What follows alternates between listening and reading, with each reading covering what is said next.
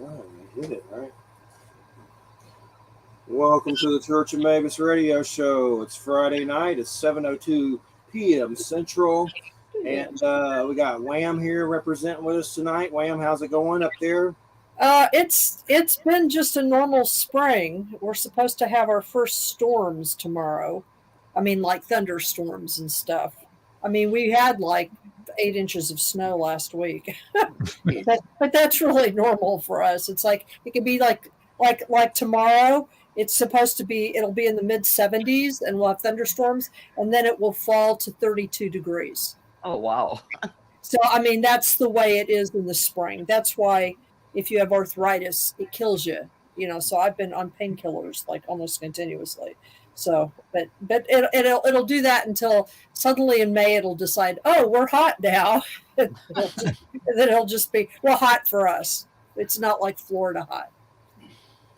Hot for us. We got Rob and Trish MacGregor here. They're in South Florida. I'm in the Panhandle. And down there, I don't think it ever gets cold, does it? My God. We had a little cold snap in January.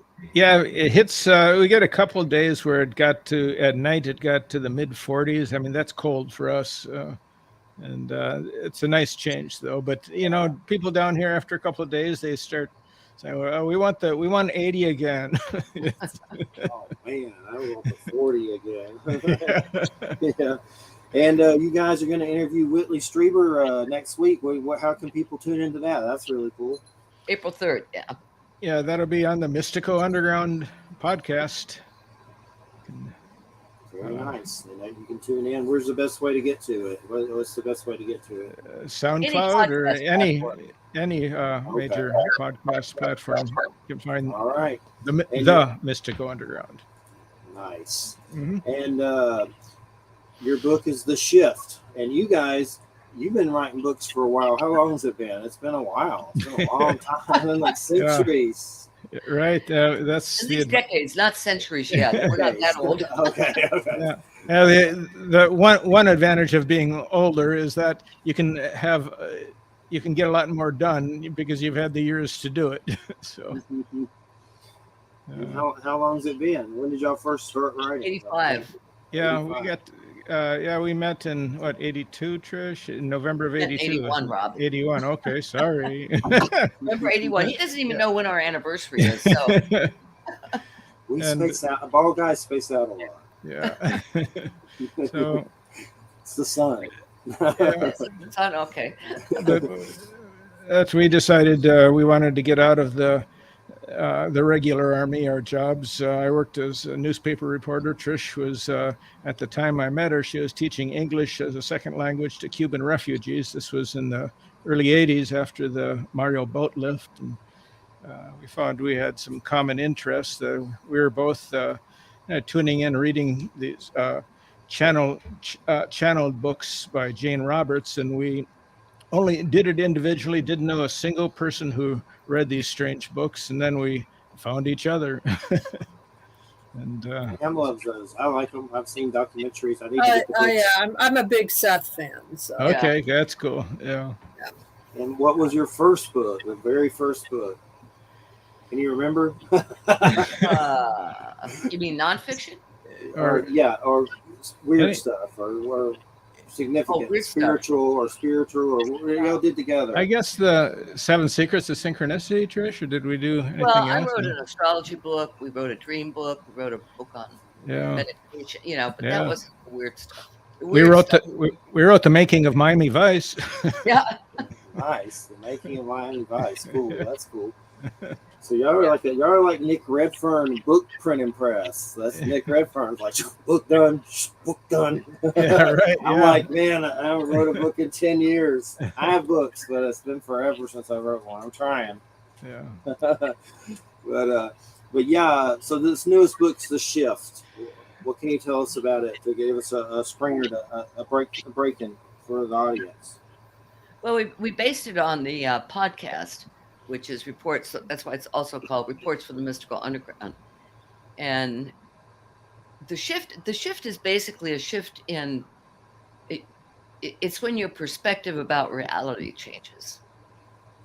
It's an awareness that seems to be happening kind of quietly, but yet it's an underlying awareness of more and more people kind of tuning into a sense of something going on at a higher level, and being all, despite the daily chaos and of the everyday world, that there's a connection, and more people are tuning into it. We're all interconnected on a deeper level, and every day more and more people are tuning into this connection that we found. To give you an example, 10 years ago, we would go to the dog park and I would kind of wander around, just people I didn't know. Sometimes I knew them, and ask them if they knew what synchronicity was. Nobody ever did until I said meaningful coincidence. Oh, sure, I've had those. But now, if you ask people what synchronicity is, people know. So that this awareness has seeped through, it seems. Definitely. Yeah. And so we named our podcast The Mystical Underground because of refers to this underlying consciousness, this growth and evolution that's taking place.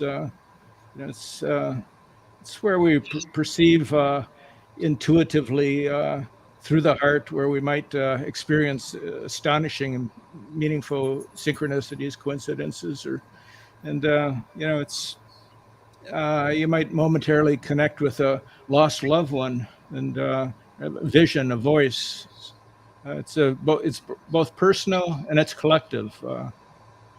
It's one of the reasons that the ET thing seems to be growing and growing and expanding, and more people are becoming aware of it. Of course, there may be more of them. I don't know. Yeah. And the shift is also something that's beyond religion, politics, and mainstream science, and it's overlooked by the mainstream media as well, that focuses on conflict. And but it's at heart, it's a growing recognition that we're all energetically entangled. And Definitely. although, yeah. And I have a lot of it with numbers. I've had Bernard Bateman on. It looks, I think, something. Oh, yeah, Bernie. Bernie, yeah, we know Bernie. That's a good one for sure. So I'm familiar with the subject a little bit, and I have it, of course, and definitely. So the book is basic. Is it stories from your? I know you have different chapters, and I love all the chapter names. Those alien dudes, or you just telling stories from? Oh yeah. From we or actual experiences from people you've interviewed. Yes. Yeah. I mean, the odd thing is there are a lot of people, it seems, who are abducted or have encounters and are afraid to talk about it, for fear of being deemed nuts. And, so we've collected a lot of these stories from people who didn't want to talk about it to anybody else. Because we don't judge it, we just say, okay, tell us what happened. Take them at their word. Yeah.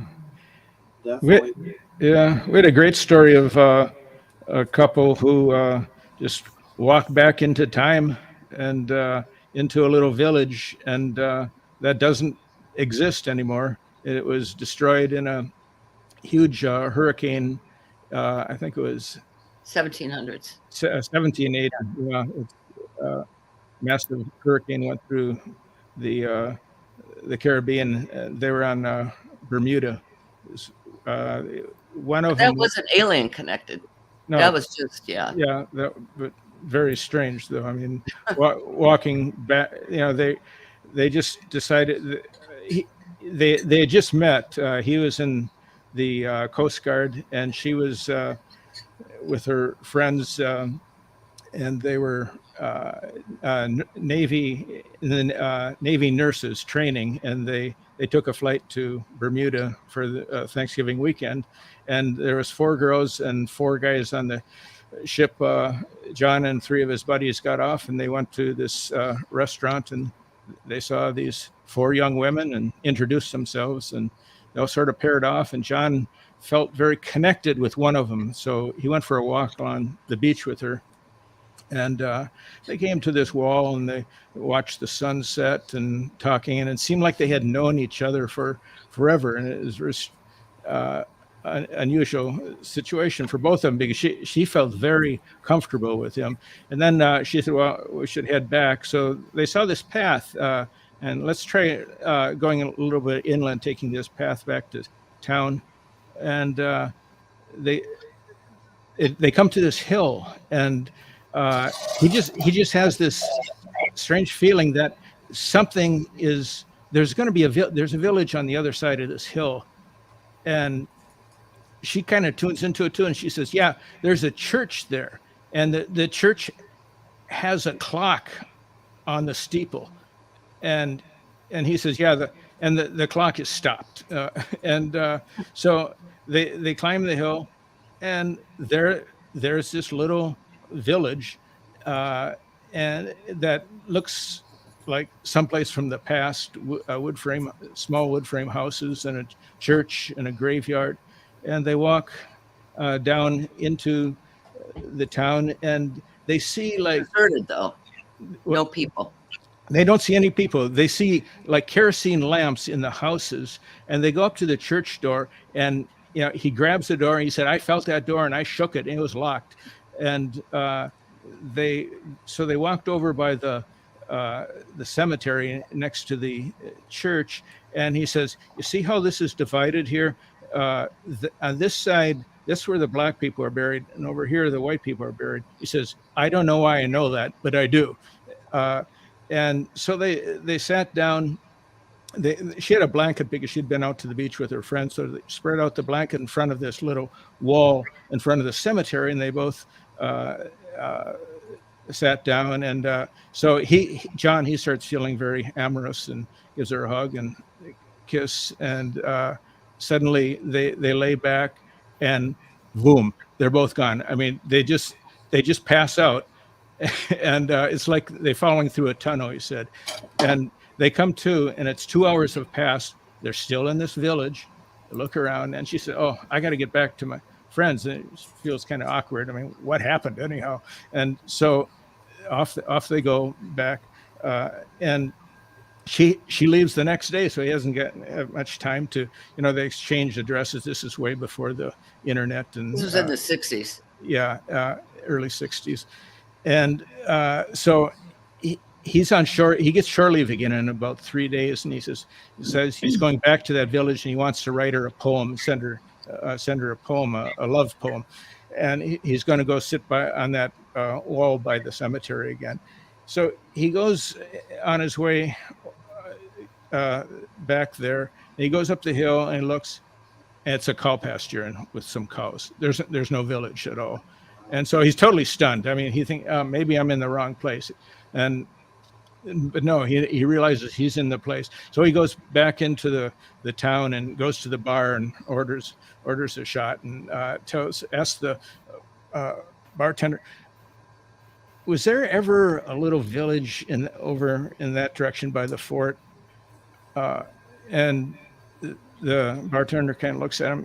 He says, yeah, there's that was village of St. Catherine, and that's been gone since the great hurricane of 1780 was destroyed.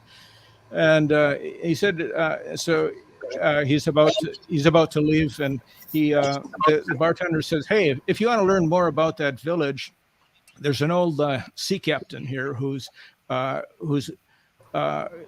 knows about it. He's kind of a historian, and so he tries to see him, but he finds out he's in England, and so he knows he's going to be back. And like 4 or 5 months later, he's back in the port again, Bermuda, and so he finds the sea captain, and the sea captain. He talks to the sea captain about that village, and he says, why are you interested in that village? And then he describes this experience he had there.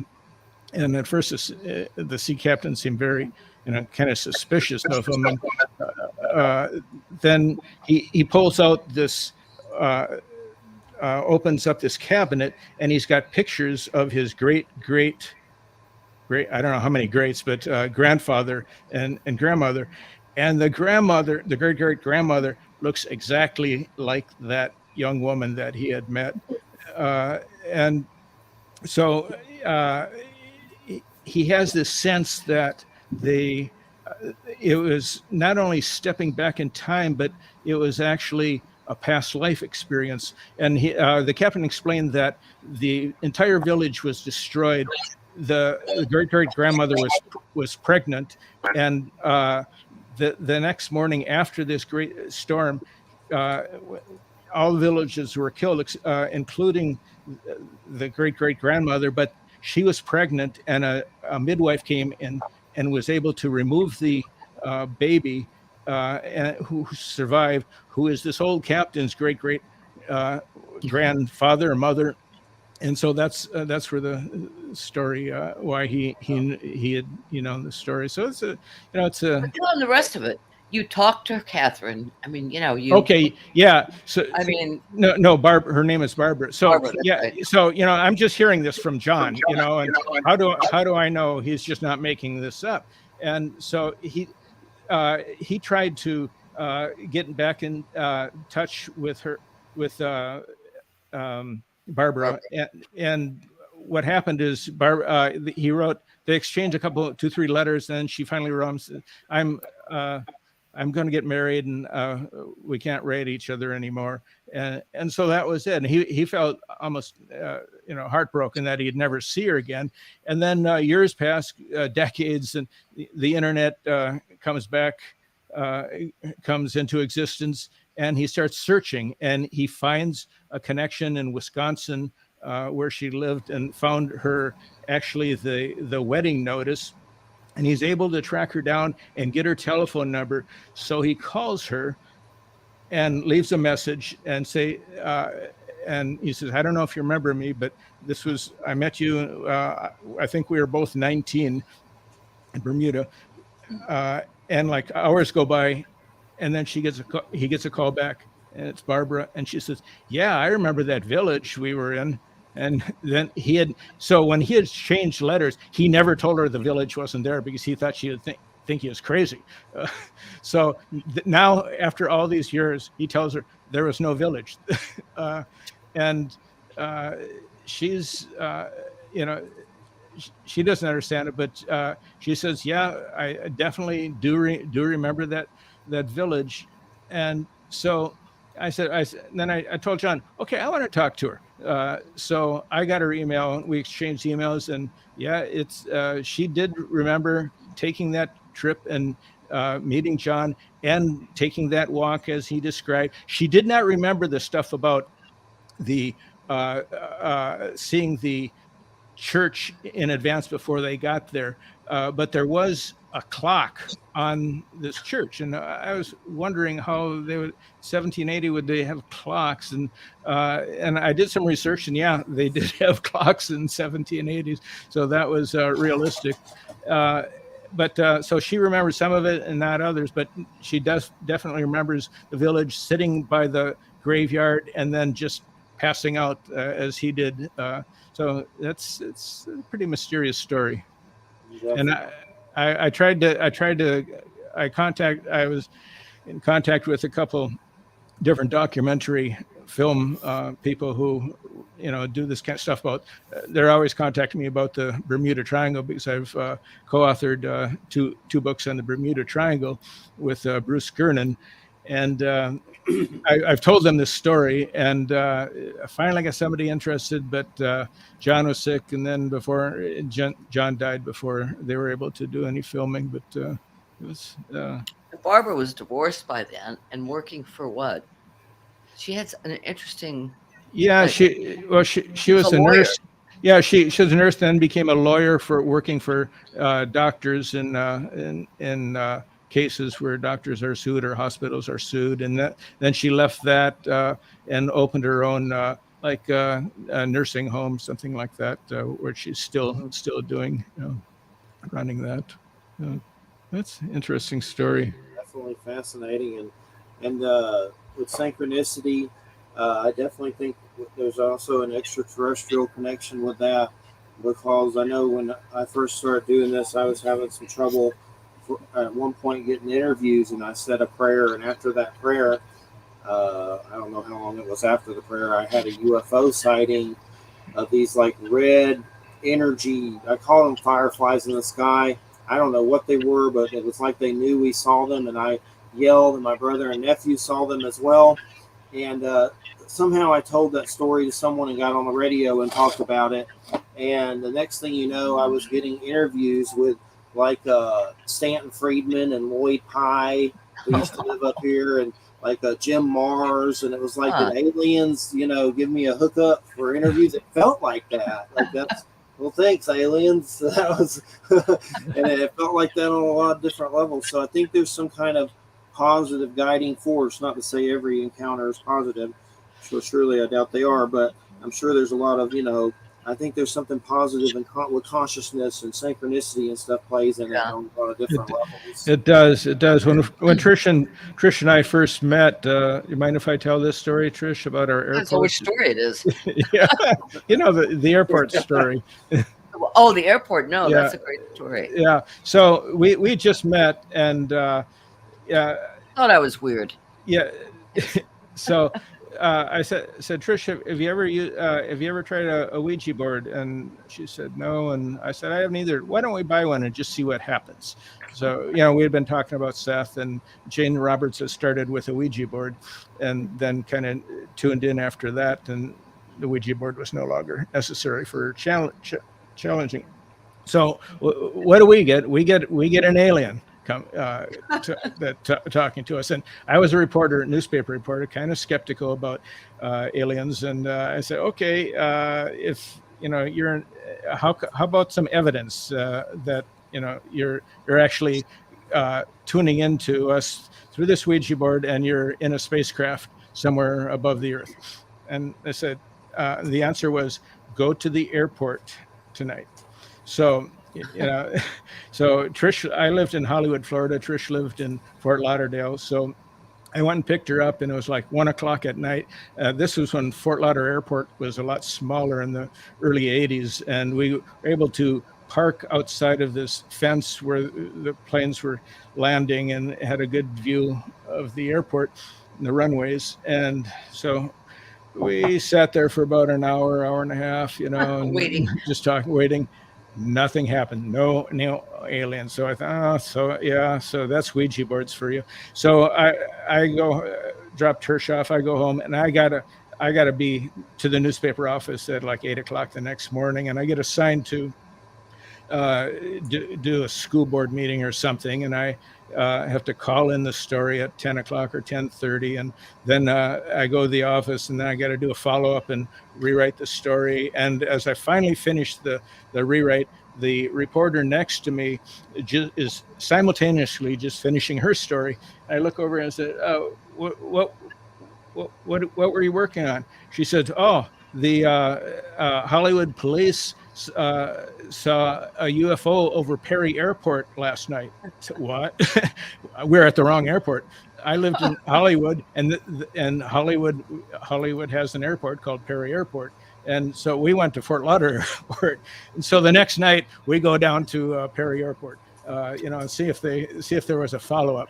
And so the airport is totally dark. It's a small airport.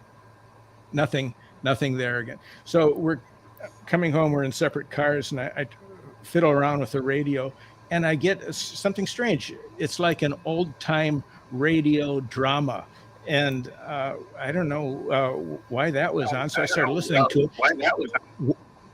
And one of the characters is an alien on this drama.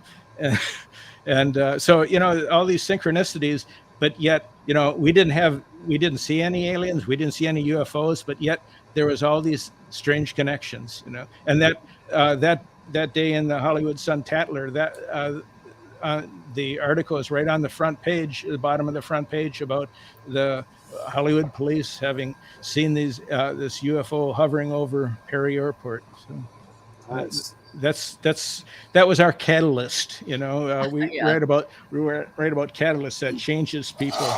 Did you try to talk to the alien anymore, or was that the end of it? We did. No, we did, but but it was. What happened? Did we? Well, it became something else. It kind of evolved into something else, and so there was no more alien contact, but we had a regular contact with another entity or a group of entities actually, and so that's our story. You ever seen those? Who is it? Albert Rosales. All those humanoid encounter stories. Like there's a gazillion of them in Florida.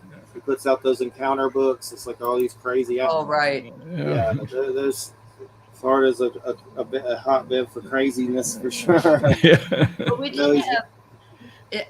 I think as a result of that alien, whatever it was, we ended up writing for Omni magazine, and we wrote for the red section, which was the paranormal and the UFO section.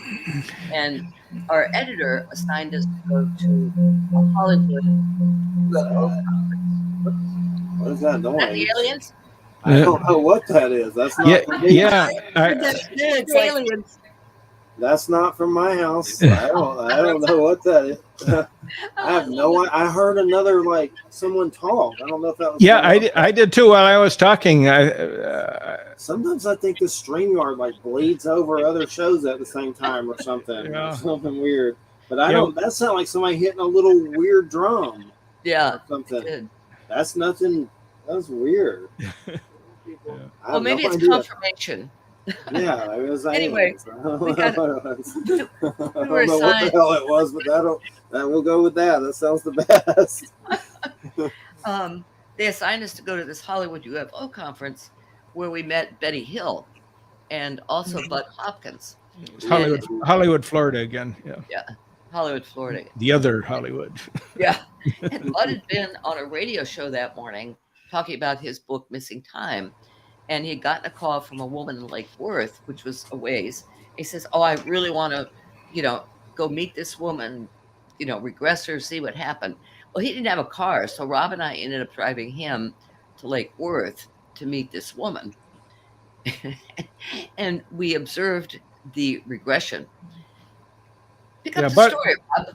Yeah, Bud Hopkins, by that time, had written a couple of his first couple books about Missing Time. I can't remember. Missing Time was the first one, and I can't remember the second one. But so we drove him up to Lake Worth, Florida, which is about 40 miles north of Hollywood. And all along the way, he's thinking that we're might be some kind of agents or something that are taking him on this ride. I said, but he is very suspicious. I said, Bud, look at our car. Don't you think agents would have a nicer vehicle than this one? The AC is not working. The AC is not working, and it's hot. And he said, "Oh, okay." So we met this couple. The Domers, we called them. I think that was their name. And they live near the National Enquirer. Yeah, they live. The National Enquirer used to be in Lake Worth, and they every Christmas they had this big setup with a little train and the rides, and they had this huge enormous Christmas tree, about 50, 60 foot tall. That comes into play here, so that's why I mention it. So she talks about her experience that she had where she had been lifted out of her bed, pulled down the hallway. This comes out when Bud takes her back into hypnotic regression. She knew she had heard Bud, and she knew that something strange had happened to her, but she wasn't sure of the details, but it just made her very frightened just to listen to him talk. So he, of all the calls, he thought that was the most interesting one, that seemed the most realistic. So that's why he wanted to meet her, and so he takes her back to the incident, and she's lifted out of her bed and floated down the hall and right through the wall of the house, and then into the backyard where there's this tube of light coming down, and there's a craft up above, and she's being abducted. So she's with either 2 or 3 beings. I think it was 3. They're surrounding her, and they just start rising up in this tube of light. And as they're going up, she has this great view of the National Enquirer Christmas tree, and she points it out to the aliens. And Buzz says, "Oh, what did they think?" And she said, they weren't impressed. I mean, they didn't have anything to. They didn't react at all. And anyhow, that was our the one part of our Omni article that the Omni editor really liked, that part about being able to getting abducted next to the National Enquirer, which at the time they did a lot of UFO alien stories. Yeah. And then we spent the weekend with Betty Hill too, because she was there. Yeah, that same weekend. Yeah, and she was fascinating. I mean, she got up and gave her talk about what had happened to her and Barney. And so we asked her and the woman she was with to come over for dinner that night. And I think Renee, two psychics also came over, and we were just enthralled with her story. But at one point, we're all sitting in our living room. There's some sliding glass doors that looked out to the parking lot. And all of a sudden, Betty leaps to her feet, rushes towards the doors, throws them open, and rushes out to the parking lot. So we all went after her. And she's standing out there going like this, look. And it was a plane. But we thought it was a plane. I thought it was a plane too. But apparently Betty said it wasn't. They disguised themselves. Yeah. So, Adam, we're at that point, we weren't so sure about, Betty has had so many experiences over the years, and, she tended to, we had talked to some people who knew her, and she tended to see a lot of things in the sky that other people don't see what she's seeing. But, who knows what she was tuning into. There's a lot of good stories that have come out from, I think it's her niece had written a book about Betty. Yeah, we had interviewed her one time. But that same place though, and those same people minus Betty Hill, it's like late one evening, we were sitting around with these psychics, and they were trading readings and just talking, and that the sliding glass doors that lead out into the parking lot. Suddenly, I saw this figure in black standing there, staring at us, and so I jumped up, ran over, and opened the door, and he had turned and ran out, and he was like, he had enough time where he could have just disappeared into the night. But what he did is he stayed in the parking lot and ran between cars, ducking down like he was hiding. Then he'd pop up and he'd duck, run to the next car, and look back. And so Trish or somebody called the police, and the police take forever to respond usually for something like this. But like 5 minutes later, there was like 7 or 8 cop cars zipping through looking for this guy. And they come up to us, and we wonder, what the hell is going on? I mean, how did we get such a response? And apparently there had just been a murder less than a mile away. And so they thought this might be a suspect they were looking for, but they never found the guy and never saw him again. But that's our Man in Black story. Nice.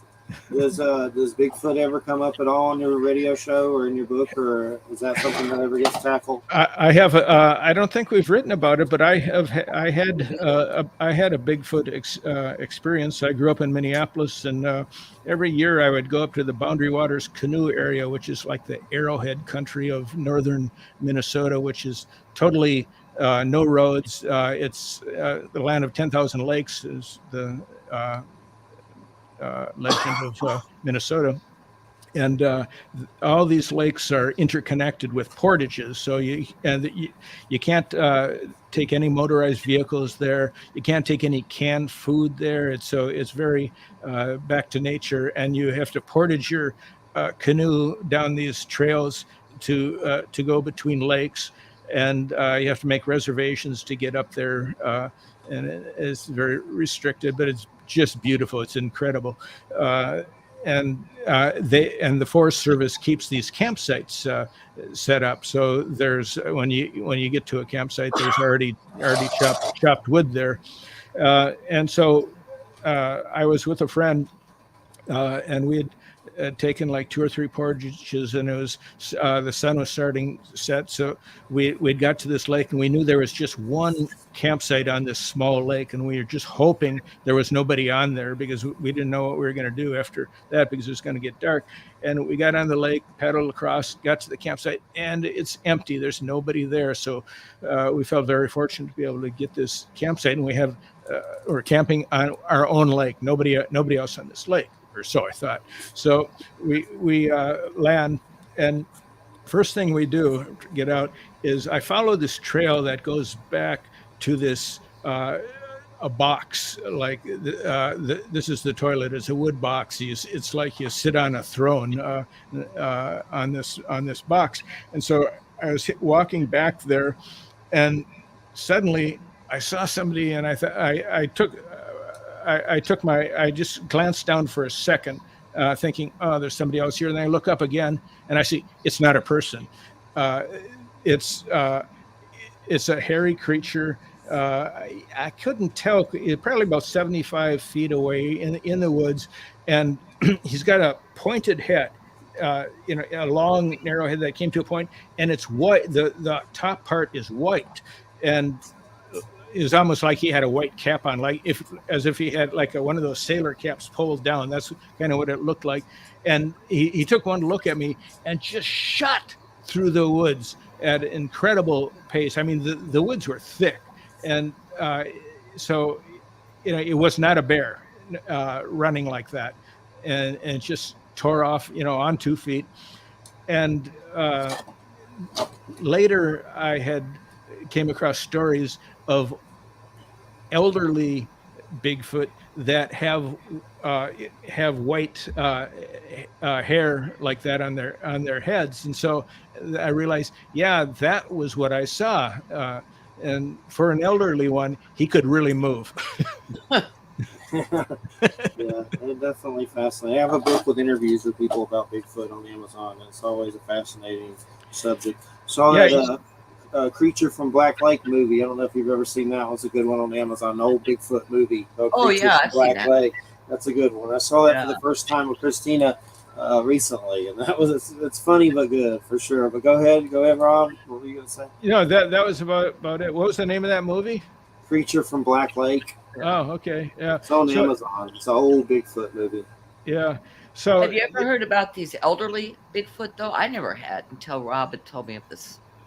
No, usually you don't. I've had Kalani on and stuff, and I don't even think he's ever brought them up. It's kind of a rare subject. Yeah. And the head was really elongated and narrow towards the top, and it seemed it wasn't threatening us. It was afraid of us. It didn't want to be anywhere near us, and it just vanished. And we were in our tents that night, and we never had any trouble.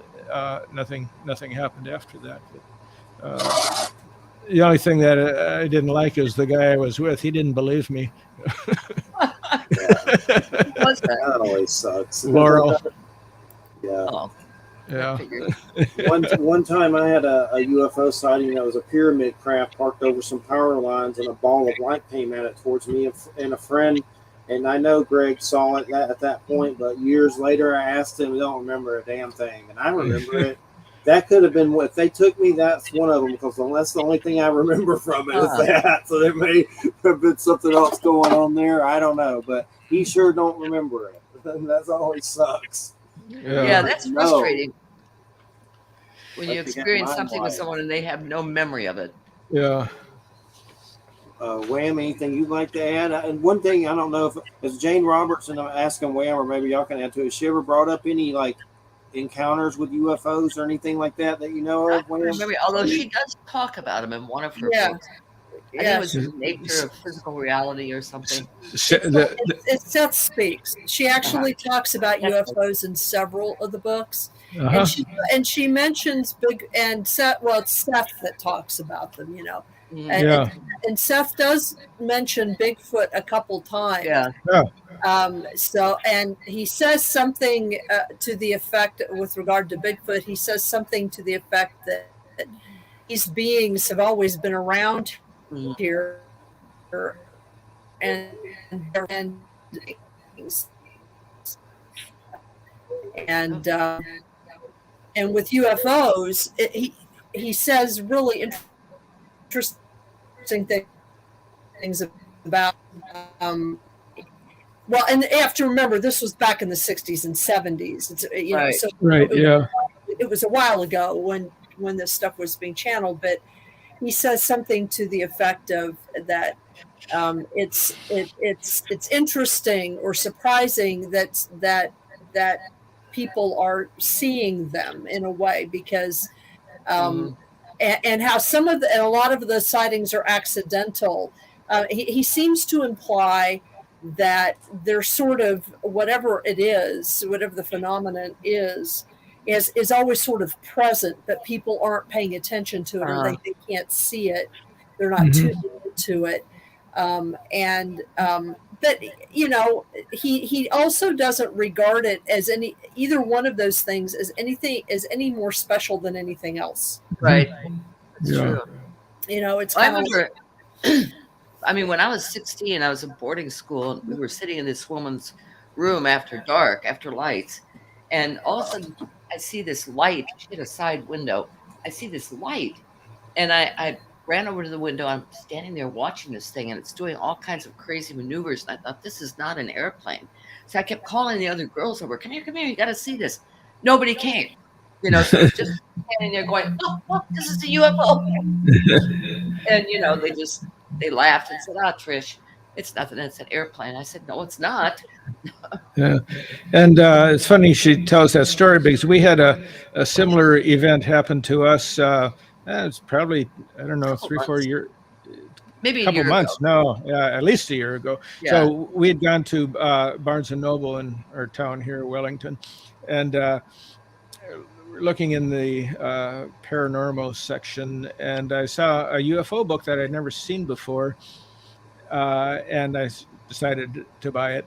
And in fact, I've never seen the book since then. I don't know whatever happened to it. But so we got the book, and we leave. We walk out in the parking lot, and there's this craft or something, a bright light above the parking lot, just not moving at all.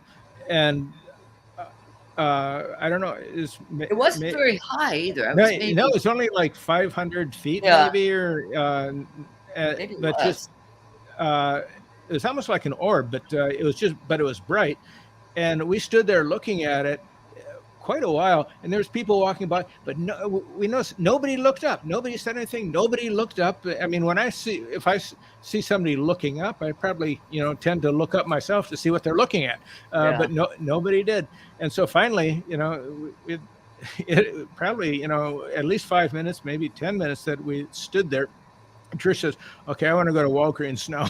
So Walgreens was only a quarter mile away. So we drove from Barnes & Noble over to Walgreens, and she goes in, I stay in the car, and now I see it again, but it's across this main road called Forest Hill Boulevard, and there's a golf course over there, and it's hovering right in a place where I could see it, because there is a lot of obstructions, but yet it was right in this. It was almost like it was there for us, and it just very. So, the second location, there it was again. And Trish came out, and I think by then it was gone. But so it's one of those unusual situations that what does it mean to I thought, well, could it possibly have been a drone? But it was just sitting there in one spot like that and not moving, bright light, and I don't know. So maybe we need to go to Barnes and Noble after this. We'll find could see what happens again. Well, I had one really weird situation like that I don't talk about very often, where and this happened a few years ago. I live in the Mid-Hudson Valley, and at the time I was teaching evening college classes, and I don't know how familiar you are with the Mid-Hudson, but there are these various bridges that join the eastern and western right. shores of the river, and there's like 5 of them, and so they're like really important places. If you're commuting, you frequently have to take those bridges. And so I lived on the west side of the river, but I was teaching on the east side of the river. So that night, as a night class, I was driving, towards, obviously, over the bridge. And the Mid-Hudson Bridge, you go over it, and then you kind of go up a hill and a gradient, and because you're going through part of a mountain, basically, right there. And then you turn left, and you can kind of see the sky is kind of clear right in front of you. And as I came around, this is at night, as I came around the corner, I saw this massive, it was huge. It was a massive craft in the sky. It was like one of those, it was as if one of those Westchester wings or whatever they had in the 80s was like practically sitting right above the road, no more than 80 or 100 feet off the ground, and it was huge. I mean, it was like, and what I most remember about it was the lights on it were these unearthly colors that I can't even really describe exactly. They were, and they were window. I mean, there's this whole description I can give. I just don't want to go into a lot of detail. I mean, because I can go on and on about it. But I was in motion. I was driving towards it, and about 40 miles an hour, and I realized I was going to pass right underneath it. And this was like right over like a major toll booth, and nobody else was doing anything. Nobody else was looking at it. Nobody else was like the traffic. There wasn't a lot of traffic, but what traffic was there was not. And I thought to myself, I mean, I had just moved to New York like maybe 2 years before. And so I thought, are all New Yorkers like this? They're just seeing so much weird crap and they don't pay any attention to it. Or am I just kind of nuts? And I just kept watching it. And as I went underneath it, I could like look up into part of it, and actually kind of there was this intense light. I can't even describe the color. It was like this beautiful golden peach, warm. It was almost like it was alive. And as I passed underneath it, I looked towards the toll booth, and I could see the lights reflected in the toll booth glass. Wow. So if this was like imagination, it was really good imagination. Yeah, right. And so nobody stopped. Nobody said anything. Everybody was like normal. Like, am I the only person seeing this? So as I continued past it, because I was in traffic, I couldn't stop. So I continued past it, and I went and I took my exit, which was the next exit. And in that exit, you kind of make a swing to the right, so I could look back at it like this, for like a few seconds to see. And what I saw was this. I can't even describe to you how huge it was. It was like a city in space. This huge, huge ship, and you could see the lights shining from the front that I had seen, shining down like this. But in the back, you could see this massive superstructure. And then, of course, was there anything? Was there any noise? Was there any noise? No. Wow. No. So I looked back and I saw that, and then of course I was going too fast, and it just passed out of my view. But it was just like, what in the hell did I see? Yeah. Was this take place very close to West Point? Well, it's up the road from West Point. It's up the river from West Point. West Point is maybe maybe 30, 35 miles south. Yeah. of that. This was the Mid Hudson Bridge that I crossed, and there's like another bridge. There's the Beacon Newburgh Bridge, that's and Newburgh, yeah, further south than that. yeah. But it was, whether it was ours or somebody else's, it was like, I don't even know how a craft like that. And the point is that it was going really slow. And it was massive. And it was massive. Yeah. So it wasn't like this big airplane that was sweeping. It didn't have wings. Yeah. And I could sort of draw it. I'm a really crappy artist, but what I most remember are the colors of the lights. And I wish I could describe them, because I've never seen any colors here on the planet remotely like those colors. Were there any windows? Yeah, they were coming out of the windows. You couldn't see into the windows, though, exactly, because, or they looked like windows, I guess. Yeah. You couldn't see into them because the light that was coming out was so bright. But what was weird about it was that it was bright, but it didn't hurt your eyes. Uh-huh.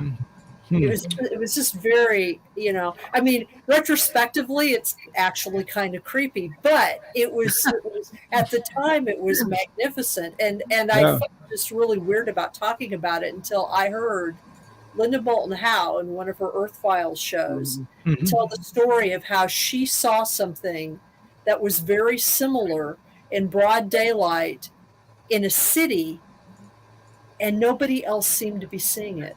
Yeah, what? It's weird. Yeah. And so I was like, oh, so other people have this experience. Okay, I don't know what it is, but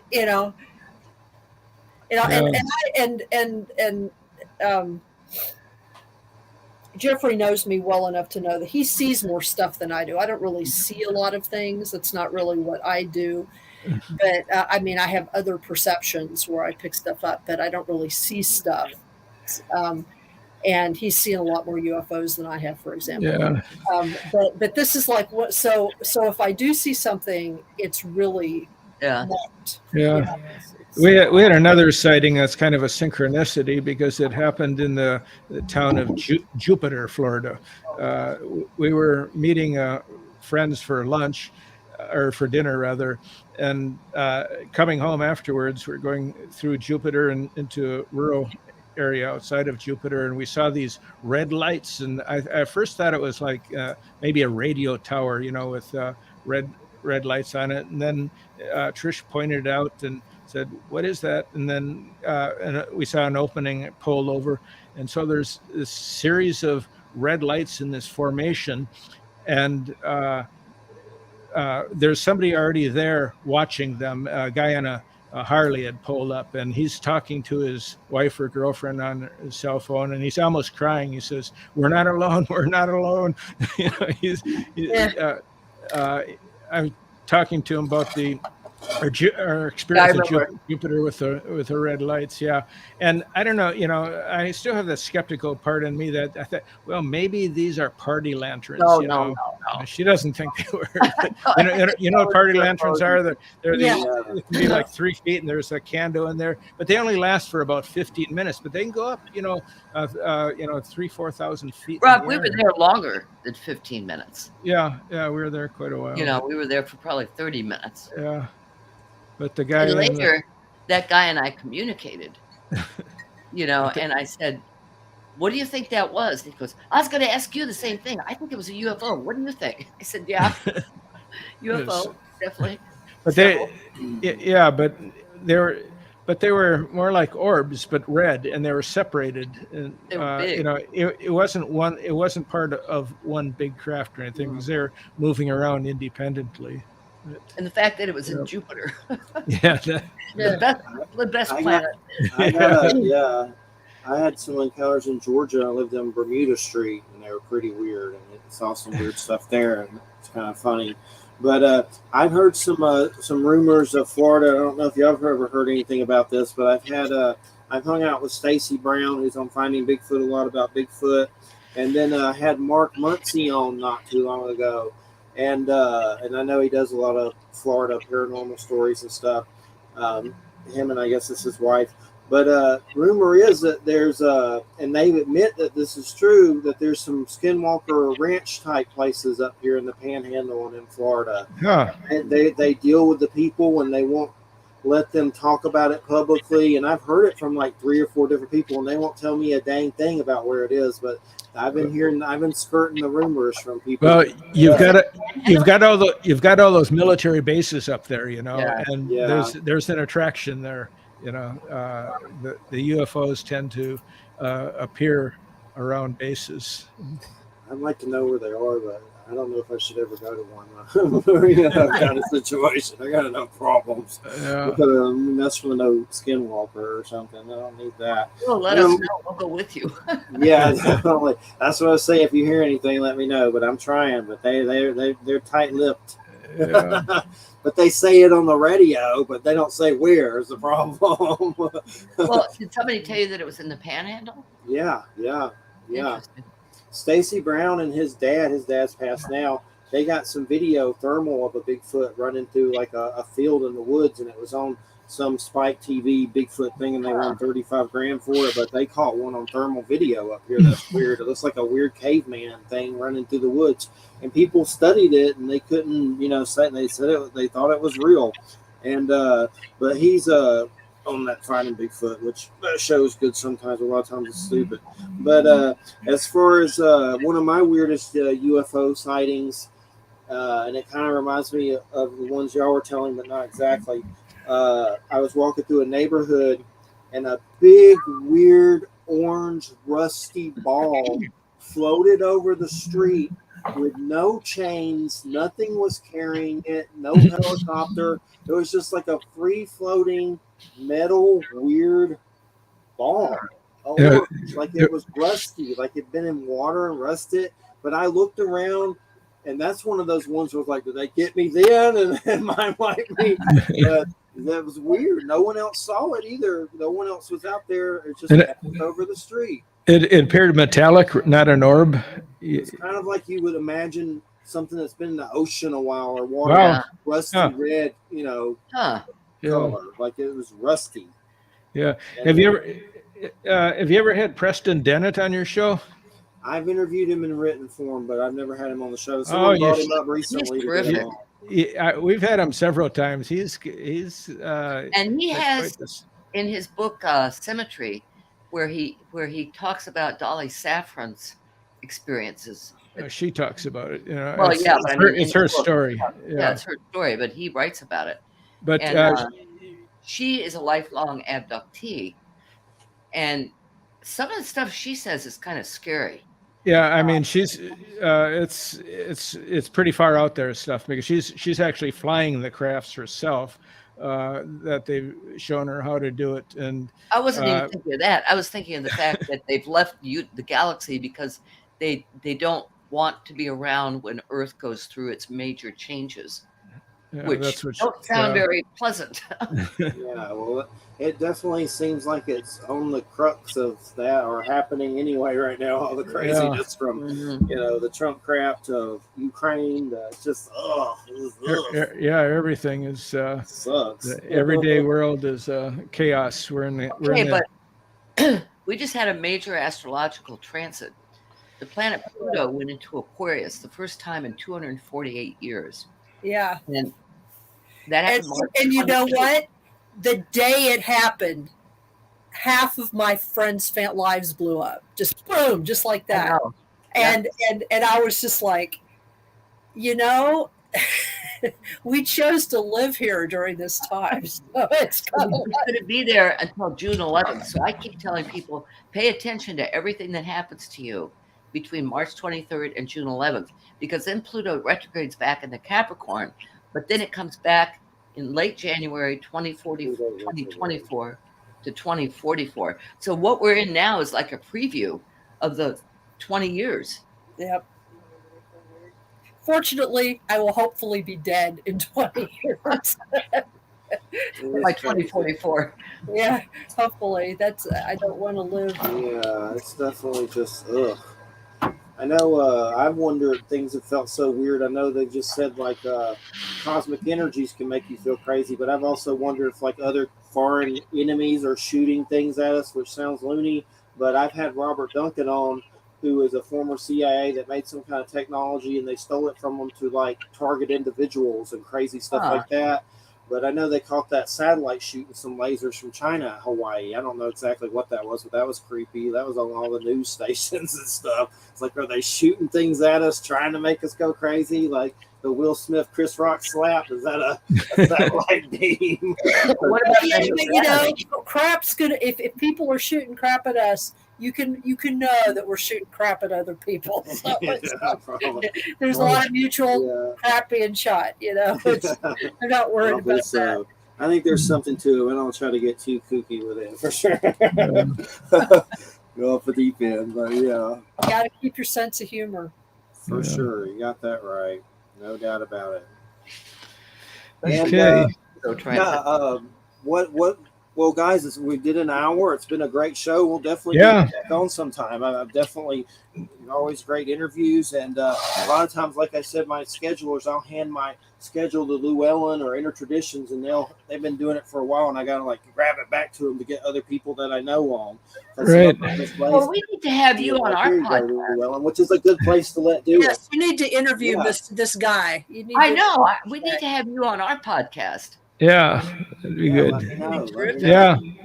Well, thank you, Jeffrey. That's great. It's good talking to you again. It's been a while. And what's the website URLs of our website? themysticalunderground.com. Yeah, that's our website. Right. Well, we appreciate it so much, and watch out for them bugs down there. I know they're up here too. All right, fleas. people. Nuke the yard to get rid of the fleas. But take care. Y'all have a good week. Okay, thank you. Yeah. Bye now. All right, everybody. Listening to United Public Radio 107.7 FM New Orleans, and we got. I know for some reason this background on StreamYard all the time is another show's art. And then I'll put mine up, then it'll switch back. It's like it's just one art change for every show at that time, and it's weird. Like who is that? Who is that? The show? No, it's like whose head is that? That's the art. That's some weird Graham Ganson thing. I'm not. It looks like a British politician or something. I don't know, like a man with a reptile face. You can see it on the site. If you go to the site right now, it's on the front. If you scroll through the pictures.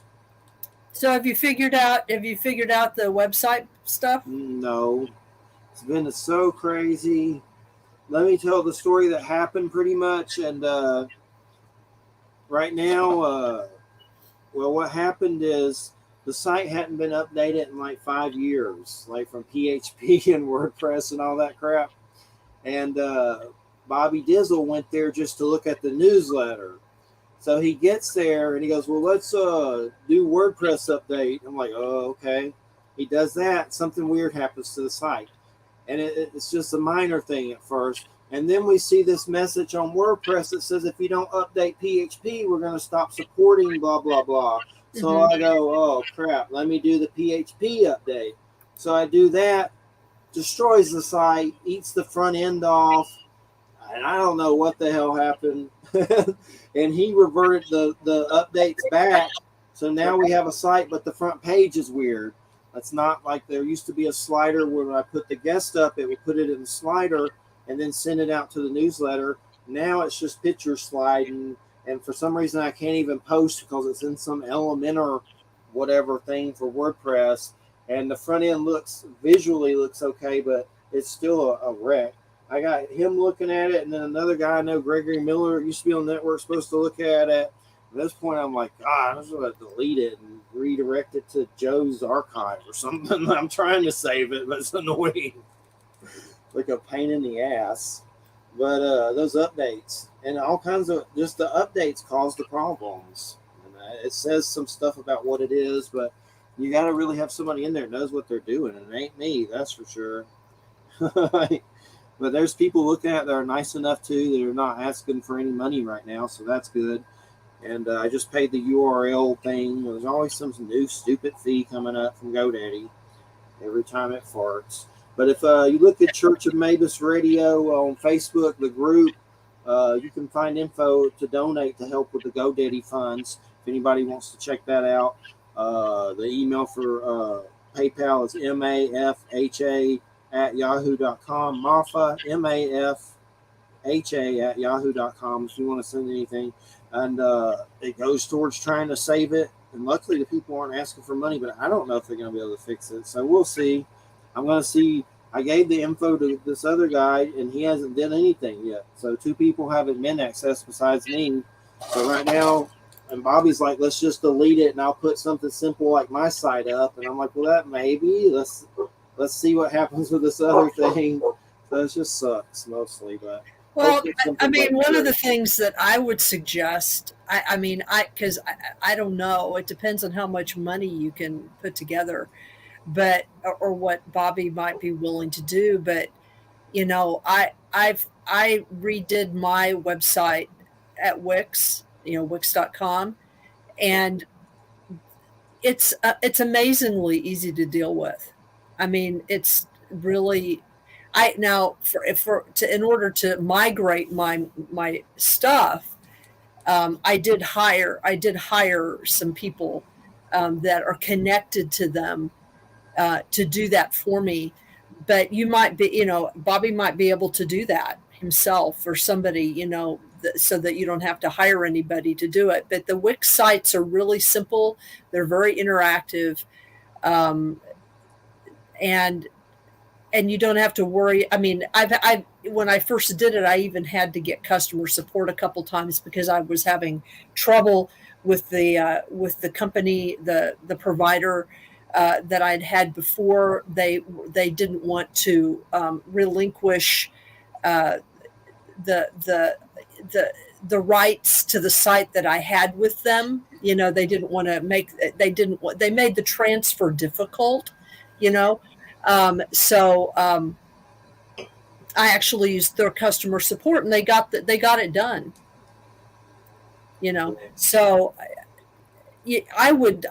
my suggestion would be that you think seriously about it going to a different provider. Yeah. Because you've had trouble with your site for a while, off and on. There's always something. And the guy who built it was somebody from kind of shady to begin with, and he vanished. So, one of those situations, I locked him out just to make sure, nothing was going on and stuff. So, we'll see. I'll see what these 2 dudes do. And right now, they're just kind enough to look at it for me, and we'll see what happens. But definitely looking for other options, but definitely a pain in the arse. Most things are, though. Saw a weird movie with a Christina called Vivarium on Amazon with Jesse Eisenberg and Imogene Poots or whatever her name is, but really weird. I'm still trying to figure out exactly what happened, but they go in. I don't want to give too much away, but they go to this place to look at a house, and then they go to look at, and the guy that sells the houses is really weird, like the weirdest dude ever. And they go to this neighborhood, and basically they get trapped there. And they keep trying to get out, and no matter what they do, you cannot get out of this place. It just circles back to house number 9, and then they drop off like a kid with them to raise and get boxes dropped off of food. It just gets weirder and weirder and weirder, but it's worth the watch. It's definitely got some alien elements to it that are bizarre. I saw that, though. That was a crazy one. What else? I see Terrifier 2. Those Terrifier movies, they're good, but the violence is too much. Like, it's... Oh, yeah?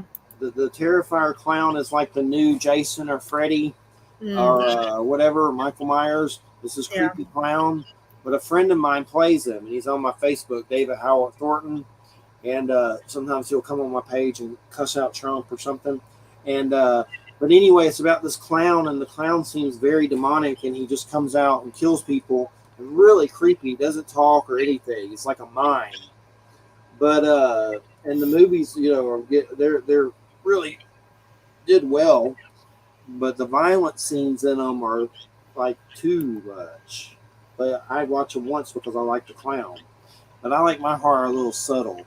Not the ones that are like this is what this would probably really look like if he killed someone compared to something more subtle. You know, it was like body mutilation and stuff like that. Like he saws one girl in half while she's hanging upside down between her yuhata. Thank you so much. Sounds like Edward Gein. Yeah, I mean, definitely they're worth to watch for the clown. And David's a great actor, and it's good that not many people could pull off creating an icon like that of horror. It's not the easiest thing to do. That's up there with Jason and everything. So it definitely gets weird. I wouldn't watch it again anytime soon, but because of the hacking and stuff. But the clown itself is the creepiest part of it. It's really creepy. See if I can put a picture up of the clown. I would love to interview David. Maybe one year. He'd probably do it. I just haven't asked him. Terrifier 2 clown. He does a good Joker too.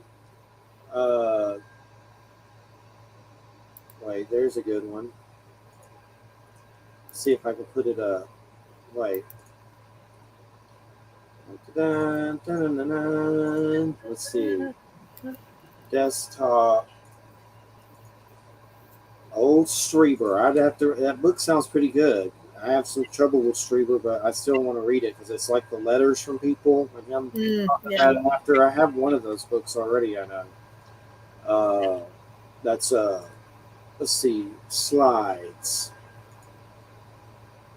Where did the thing go? Oh, that ain't my slides. That's people for your computer. Upload file. Let's see. I just did this crap. All files. Oh, I just saved the picture on my desktop of this freaking clown. Where did he go? There he is. Invalid file type. What? I know there's some new file type called like GIF or something that's a real pain in the butt. Well, that's just, that's... There's JPG, but then there's like some other weird one I've never heard of. Oh. JFIF. Well, oh, yeah, well, I know about GIFs or GIFs. Hopefully this will let me do it now. You would think it would do a JPEG, I would hope. You would think, but they don't always. Slides, your computer. Just trying to show them. Oh, the best place to watch those Terrifier movies is Screenbox. It's a horror thing. You can get it on Roku or whatever, but you can get it anywhere, I'm sure. But it's $5 a month, and those Terrifier 1 and 2 are on there, and a bunch of weird horror movies I've never heard of. Like weird stuff. P&G was what that was. There's a J. Oh, what? What kind of file type do you want? Christ. What? You don't take a JPG. Share screen. Here we go. Window. Tire screen. Why isn't it not letting me share? Choose what to share. That. Wait, it went to it. I've used this before and I've never had any problem with it. That one. There it goes. Okay. There we go. There he is. Can you see him? Hold on just a second. Yeah. Oh, there he is. Yeah. How big is it? There it goes. Yep. That's the clown. That's the clown. I hate clowns. Just that clown's very mean. That's all I'm gonna say. I hate clowns. Why do you hate them? You've always hated them? Yes, I've always hated clowns. I've always been terrified of clowns and dolls. I don't want them near me. Is there a particular reason that something happened? No, I've always thought that they just looked really creepy. I don't have any reason. It's a visceral thing. It's just in my gut. There's a good movie by Stuart Gordon called Dolls. You'd love it. It's like all these creepy little old dolls going around killing people. God, no. That's the Reanimator guy. Stuart Gordon. What else did he do? From Beyond. That was a weird one with Jeffrey Combs and all that. It's an H.P. Lovecraft horror movie. Stuart Gordon. He's dead. I saw a book about him that he wrote, a manifesto that's coming out or something, like his own book that he wrote. I have to check it out. Jeffrey Combs introduces it or whatever, or writes something in it. But you know who Jeffrey Combs is, don't you? Oh yeah. Yeah, he's a weird dude. He's in a lot of weird stuff. Well, Sure. isn't he in a lot of Star Trek stuff? Jeffrey I Combs. believe so. I think so. I know he's reanimators mostly. You know, those are crazy. The doctor that brings back the dead and all that. Mm-hmm. Reanimator. Have you seen Reanimator? No, I You haven't. haven't. No. It's worth the watch, but it's crazy as hell. He basically brings back dead people, and they are like crazy. It's funny, but it's kind of twisted for sure. But Yeah, that's right. Let's see. Yeah, there he is. He's been in the Reanimator. See, I know him best. Because he has played the most different characters in Star Trek, in a number of Star Treks. Like he's been on Enterprise. He's been on Voyager. He was on Deep Space Nine. nice. He does a voice on Lower Decks. So I mean, he's played a lot of different roles. Like he played a Vorta, and he's played um, a Cardassian, and I always think Kardashians, but Cardassian. So he's played just a lot of different characters. Oh, he played an Andorian. That's right, in Enterprise. So that's how I know him. He's got that funny little face. He holds his mouth in a funny way. Yeah, he's been in a lot of weird stuff. A lot of weird horror movies for sure. He's very eclectic, for sure. Eccentric. Definitely a good one. But there's a Stuart Gordon book coming out about the guy that directed. He worked in a lot of his movies, but there's like a whole book that I guess Stuart Gordon wrote before he died. That he writes the intro for it or something. But I need to get it one year. Saw it somewhere. Let's see who's coming up. The great Don Webb, the wizard. Next week, Don Webb. You got his book, right? The Magus? Yeah. I got the Magus book. It's downstairs. It's in my pile. Yep. How to be a wizard. It's in my pile. For some reason, I've never really liked Harry Potter. I don't hate it, I guess, but I didn't get the Harry Potter book. I missed it. Well, some people like that shit. Some people don't. I mean, I kind of enjoyed it, but I think part of the reason I enjoyed it was that it really kind of hit its heyday right during the period when I was just ending my intense academic stuff. Yeah. And so it was sort of like a weird escape from that. You know what I mean? It was like, because I remember when I finished my dissertation, it was so traumatic to do it that I sequestered myself in my apartment for like almost a month, and it did nothing except watch, because I did have cable TV at the time in that particular apartment. I did nothing but read Harry Potter. They had 4 or 5 books out. Read Harry Potter, watch Dark Shadows reruns and Star Trek reruns, and that's all I did for like a month. Nice. I could read the books and like it now, or watch it and probably maybe like it. I've seen some of the movies that I just didn't get crazy over it. Some people crazy.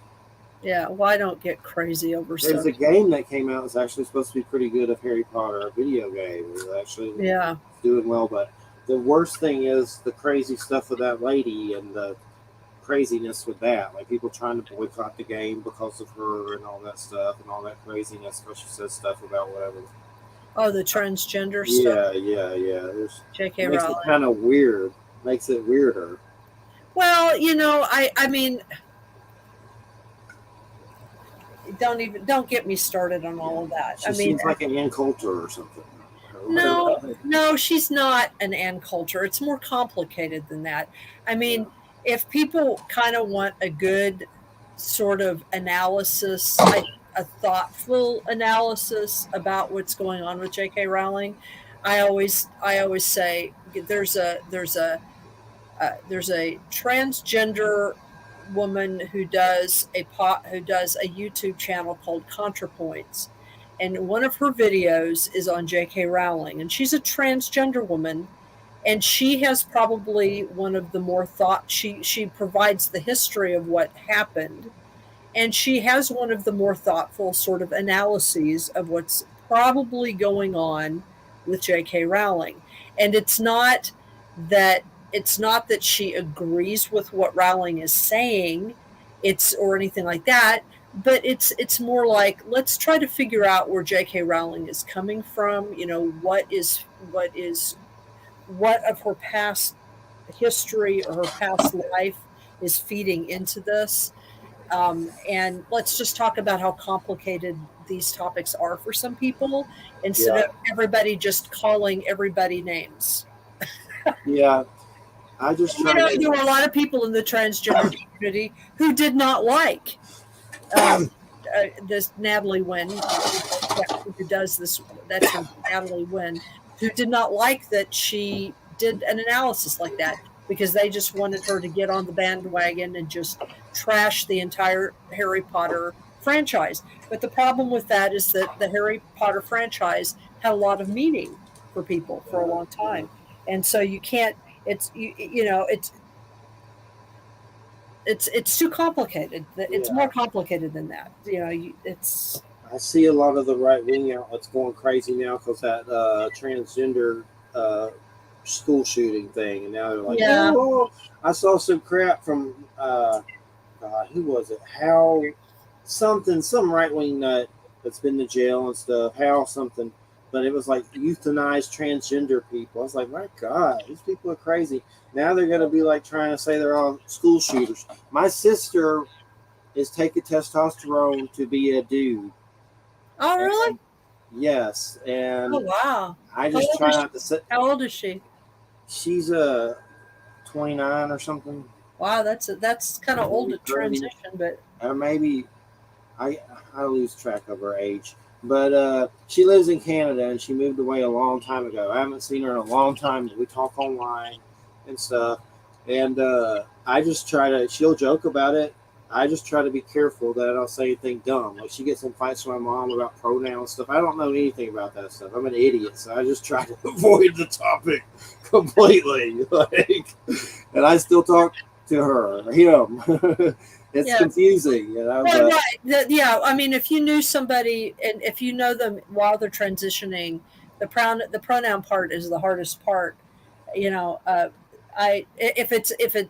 the hardest part, because I've known several people that have transitioned that I knew before, and then for me the name is not hard. That's not hard at all. Yeah. But doing the pronoun part, because I think the pronouns are so. That is so embedded in our language that it's just hard to make that shift. But to me, I don't have any problem with the pronoun thing, because I don't have any problem being polite. You know what I mean? To me, it's a courtesy thing. It really doesn't matter if you understand it or not. Who cares whether you understand it? You're just trying to communicate with someone and be polite. So for sure. And I don't try to, it's other people's business, not my business. So that's the way I try to keep it. Just keep it at that. We talk about video games and horror movies, and just keep it at that. She'll make jokes about right, it. Exactly. Go from there. And let's see, the Great Beazle, April 14th. Oh, Beazle, yay! It's funny, he sent one of his books, and it's about Ouija boards or something. And he sent it here, and I've been trying to get him to send me a book for a million years. He finally sends it, and my name's not on the book, on the address. It's just an address. So it goes to the front house, which is relatives of ours that are related to my mom and her husband who passed. We live in the back, so our mail kind of gets mixed up sometimes. So they open it. Oh, it must be Jeffrey's. And I get it, but I go to look at it, and inside I'm like, oh my God, it's like the Zodiac Killer and stuff in it. And I'm like, they just opened that up and knew it was mine. And it's like creepy, like it's like a serial killer book. Like there are serial killers probably in it and stuff. But it's a Ouija board weird book. But he's coming on about that and some other stuff. So that'll be the 14th. And then Jay's back for Ronnie Pontiac. That's like some dude with 80s hair about American religion from Inner Traditions. April 28th, James Aquilone. That's he wrote he puts out books. Like he put out a Kolchak comic, The Night Stalker. It's really good, like a omnibus. He put out Monsters Unleashed, which is a bunch of good authors like Al going back and Joe R. Lansdale telling Universal horror monster stories in a book. But he also just put out Shakespeare Unleashed, which is like people telling horror stories about Shakespeare, different chapters, different stories. So we'll talk about that. And then Barbara DeLong and Ken God's Word, May 5th. That's before Roswell. Wallace Wagner, that's you when you come back. I don't remember what. I have a site, but I don't remember what that is about. Let's check. I'll go to the site right now and peek it. Within Grass book, the Gospel of Thomas, the Book of Enoch, the Gospel of Mary, Within Grass. So, okay. Pastor and Ancient Aliens Contribute. Reverend Michael J.S. Carter says he plugs this dude, so that's good. So I guess we're just talking about all kinds of stuff. He's I think he's a pastor. I'm still learning who he is, but if you want to look at the site, it's withingrass.net. Okay.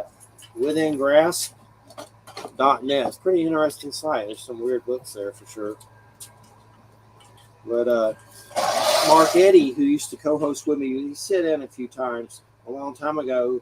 He's a publicist, and I started talking to him again, and he gave me some hookups with some people, and those are the ones I'm reading right now. And Teresa Dorsey May, that's you. That's the fire-breathing unicorn chick from Stephanie. That's May 19th. May 26th, that's you. Robert W. Sullivan, that's Freemason stuff in horror movies and Freemason weird stuff. Then Samuel Chung, that's Jay, June 2nd. That's some guy, a Chinese dude that claims he went to an alien planet. The Prophecy of Thebia or something. I don't know. Dude says he went to an alien planet, so we'll hear what he says. And then Corey Hutchinson, that's like North American folklore or Appalachian folklore or something. That's cool. That's Jude. But yeah, I've been scheduling a lot from Llewellyn, but I start scheduling with Mark to get some UFO stuff in here more.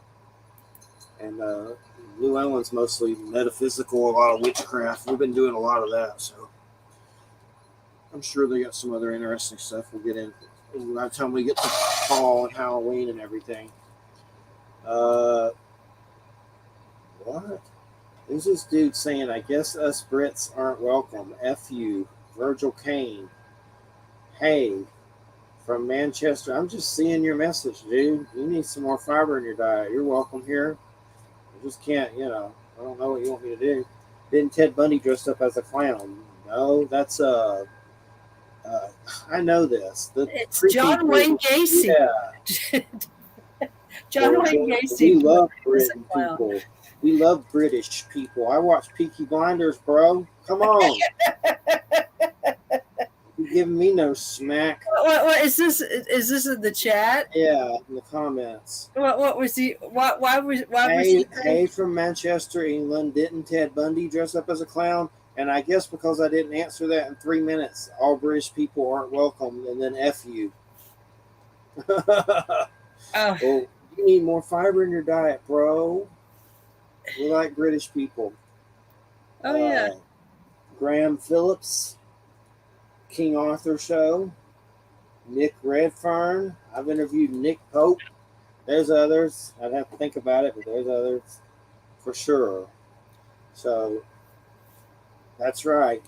So what have you What have you been doing? You been watching Oh, anything weird? I've just been working and trying to get used to the time change because I have real problems with it because I have to commute, and so what my body thinks is happening is it thinks I'm getting up an hour earlier than I am, and because I don't really go with clocks. I go with like the light. Yeah, that's how my body is how it tells time. And I've been doing this now for about a month, and I'm only just starting to kind of get used to it. So I've been really tired. I've been going to bed at like 8 o'clock at night. Seriously, 8 o'clock at night, so I can get up at 5 and I'm just doing my blogs, and I'm going to be recording a blog this weekend, a new one, and because I had a really fun thing that happened. I was trying to figure out what I was going to do my next blog on. I've done some writing on one that I will do probably in the next couple weeks, but I'm subscribed to these weird. I don't know how I got subscribed to them, but I'm subscribed to these weird sort of academic database sites, maybe because I have published some academic articles, and for some reason I got, my emails got stuck on these sites or something. But anyway, one of these sites, what it does is it contacts me every now and then, and it says things like, someone has cited your name in a paper. Is this you? Or did you publish this? And so what you have to do is you go, because my mundane name is really boring. So there's a lot of people with my name, especially in the sciences, which I think is weird.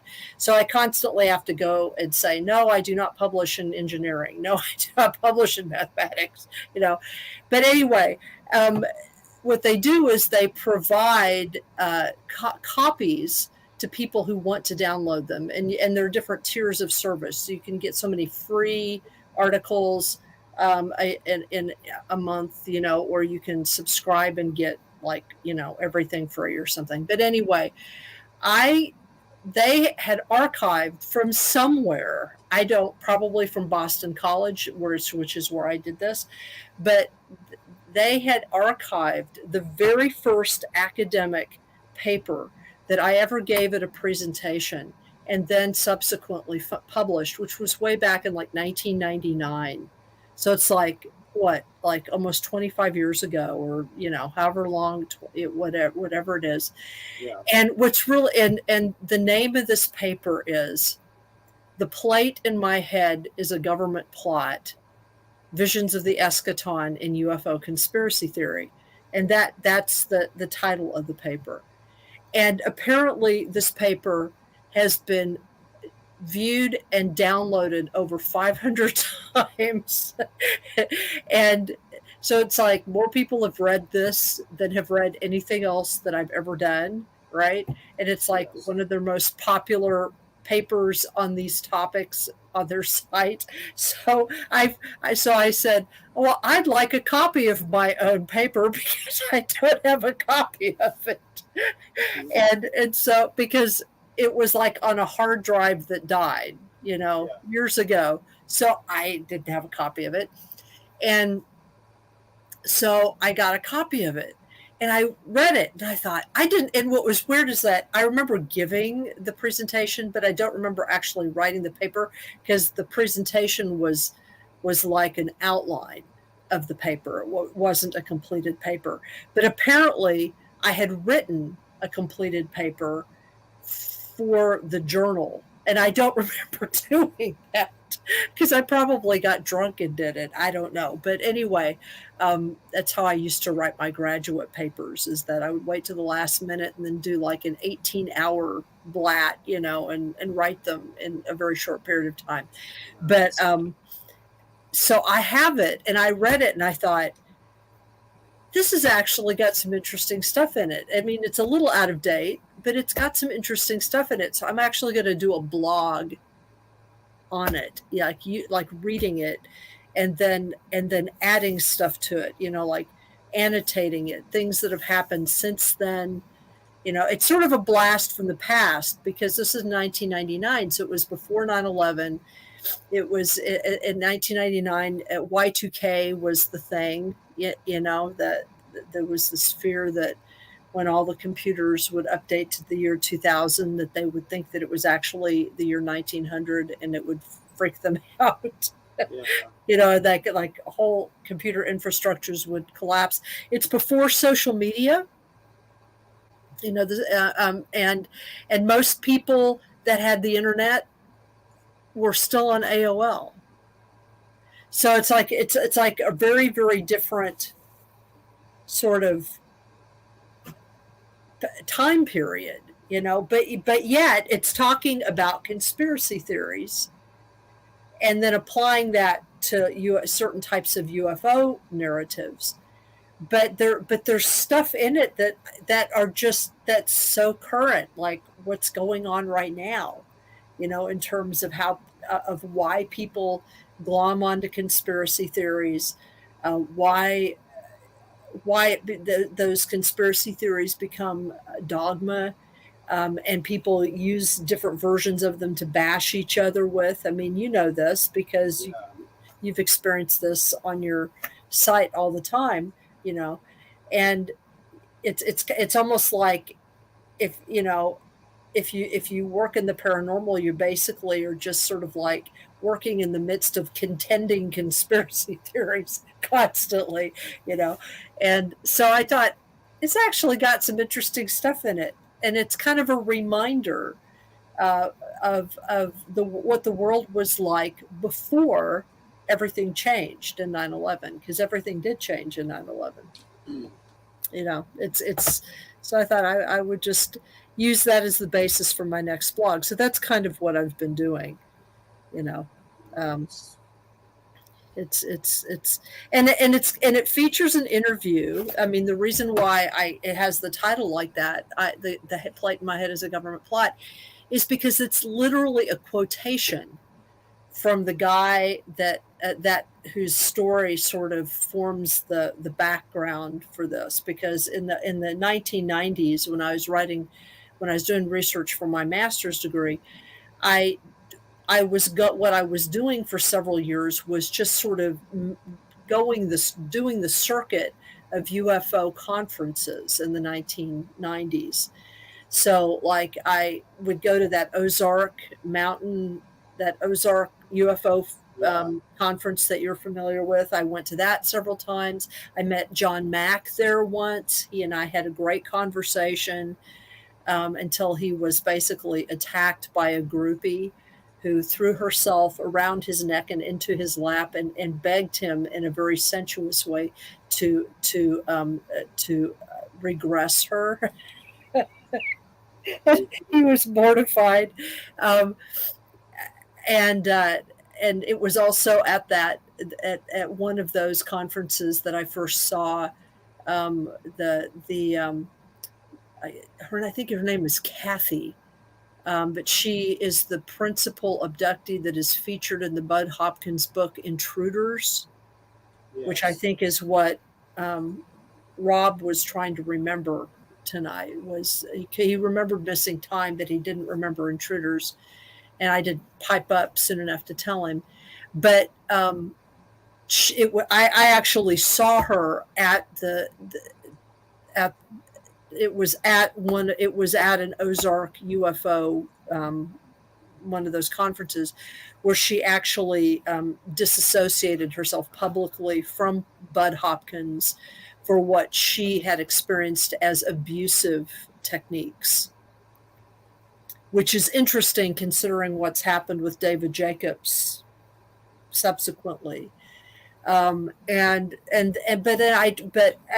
I would go other places. But what started happening is I was going to several of these different conferences, and I kept running into this one guy who was obviously going conference hopping too. And so after running into him for about 5 times in 5 different conferences, I got the gumption up to talk to him, and he was willing to give me an interview. And so so that became sort of the background story for this paper. But I tell his story in the paper, and it's just like a bizarre story because he's not an abductee, he's not a contactee, but he had gotten meaning, like spiritual meaning, for his life and some things that had happened to him from UFO narratives and from following and from creating this story about his relationship to those stories, to those accounts, and to the people who've had those experiences. So it was like he didn't actually one of these himself.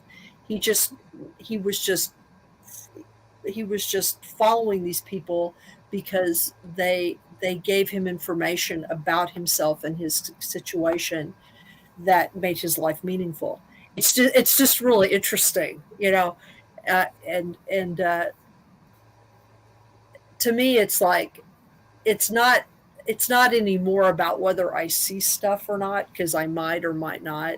I don't see stuff as often as you do, but it's a matter of like what are we doing with that? What are people doing with these stories?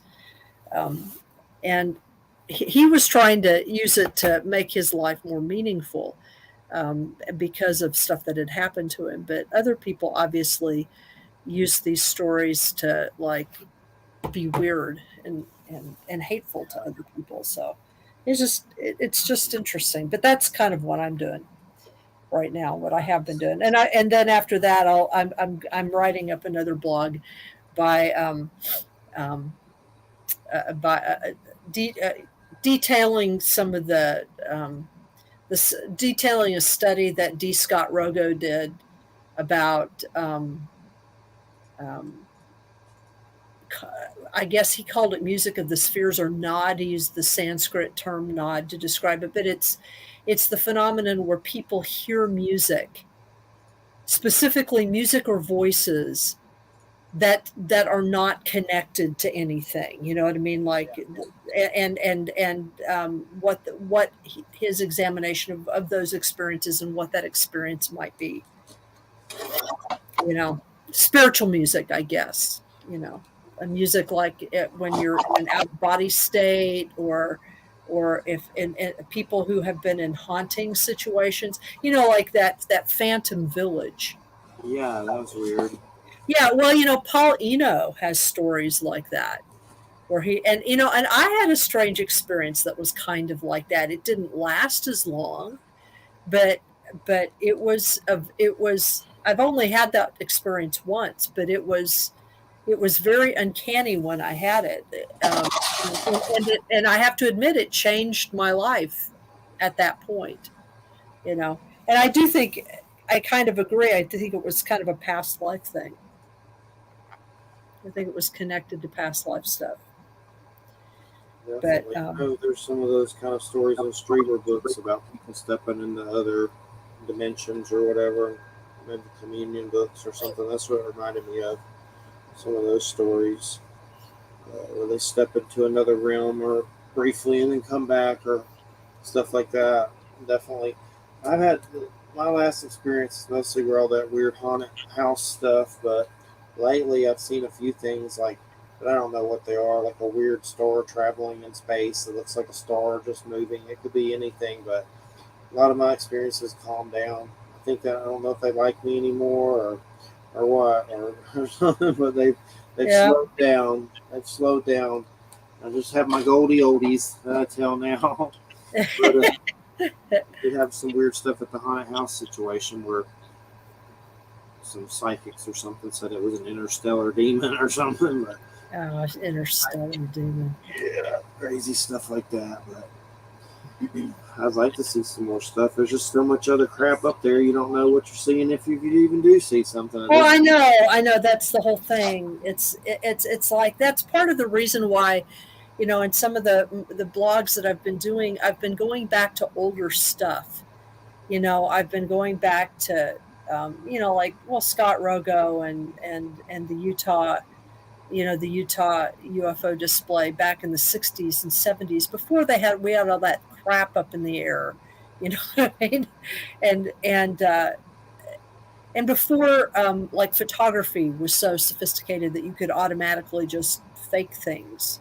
Like that's why, to me, Harley Rutledge's work is so important, because he clearly wasn't faking anything, and he was deliberately trying to make sure that there would be as many witnesses as possible and recording devices as possible at any given time, so that there wouldn't be a question about whether or not someone was faking stuff or not, and the truth is they got some interesting material, not a lot of it, not all the time, but you don't need to get all of it all the time. You know what I mean? You only need to get really good material occasionally. Definitely. We're just so impatient. Everything's just weird. It is weird. It's Tired very, lately, like an exhaustion. yeah. So everything just feels tired. And I've been having some kidney stone stuff. That's always great. Trying to figure that out. Someone said lemonade, so I drank some lemonade, and then I think I made it too sweet from that powdered stuff. You got to get the real stuff, probably in those Simply Life or whatever the real. Oh yeah. You should do. What you can do is get just cranberry and lemon. Just get some of that cranberry juice. Yeah, I've been and doing just like squeeze some lemons in it. Yeah, that sounds good. It is good. Cranberry lemon. I like lemon juice. I like cranberry juice. So definitely been trying to drink more of it, and go from there. You haven't been doing any shows lately? TV shows or? I've just been. Don't have a lot of time. I don't have TV, but I have been starting to watch, the last season of Picard, because I'm a Star Trek fan. So yeah. I've started watching that. I did do one thing though. I decided that I really, really, really, really wanted to see the 90 minutes that was cut out of David Lynch's movie, A Twin Peaks Fire Walk with Me. When he first made that film, it was almost 4 hours long, and they were not going to distribute it that long, so they made him cut like 90 minutes out of it. So in 2016, he released something that's called Twin Peaks: the entire story, and he only released it on Blu-ray. And it's a collection of the entire first two seasons of Twin Peaks that have been remastered in high definition for Blu-ray, and then the entire movie plus 30 hours of documentary plus the missing 90 minutes, okay, of that movie. And in order to see it, I had to purchase a Blu-ray player.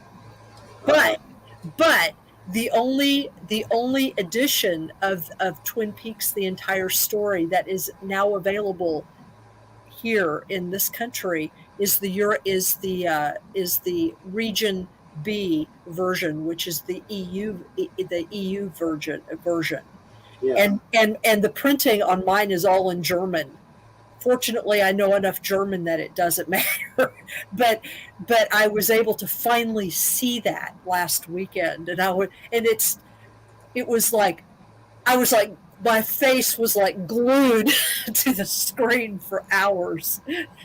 So, Was the Blu-ray that particular type to watch that? Like, what I ended up doing is doing some research and finding a place where you could get a region-free player, so that it will play any Blu-ray from any Blu-ray disc from any region, any DVD from any region, and any CD. Nice. Yeah, and it works really well. Sony puts them out. They're the kinds of, they're for an international audience though. So you can't just like go to their American website and find it. You have to I found an international distributor in Indiana who had them, and they weren't that. It wasn't that expensive. It wasn't. It was only about $30 more than just getting a regular Blu-ray player. But you have to be sure and you get a player, because there are a lot of things they will upstream certain Blu-ray things, but they won't necessarily play everything. So I had to get a player, but it also comes programmed. You hook it up to the internet when you set it up, and it comes pre-programmed with like Amazon Prime and Netflix, and so you just sign in with whatever your account is, and you can watch things on it too. I like those old TVs that have a VHS. You ever see those? They're built in. Yes. Old one. That's yeah. It has a VHS. heavy. It's really heavy. Yeah. You stick the VHS in there. It's in the RV, but that's a good one. You still need to see What We Do in the Shadows, the movie, sometime if you get a chance. That's a great one for sure. I actually have a copy of that, and I accidentally bought the wrong region, so I've never watched. I've seen the movie, but I have that. It's like for a different region. I've had some mix-ups with that before, so I've always wondered about that. I didn't know they were so easy to get. Well, yeah, I mean, it's like you can't just get them anywhere. Like I had to mail order it, and I had to do some research in order to find it. But so far, it's worked really, really well. And I did I made sure that I got it has a license with it, because it's got software in it, and so you have to license the software when you hook it up, and then and it'll update every now and then on its own, and then I also purchased a warranty with it, but it wasn't that expensive. Is there a site that sells it? Send something to me if there's like a site or something. Okay, I'll see if I can find the place where I got it. Yeah. Well, next Friday, the Wizard Don Webb, How to Be a Wizard. Watch out, the Wizard. So thanks everybody for listening. Hope everybody has a great weekend. We'll see you next Friday for Don Webb, and Jay's gotten his own Roku with Michelle, so we'll be doing that as well. So everybody have a good weekend, and thanks for listening. Good night, everybody. Good night.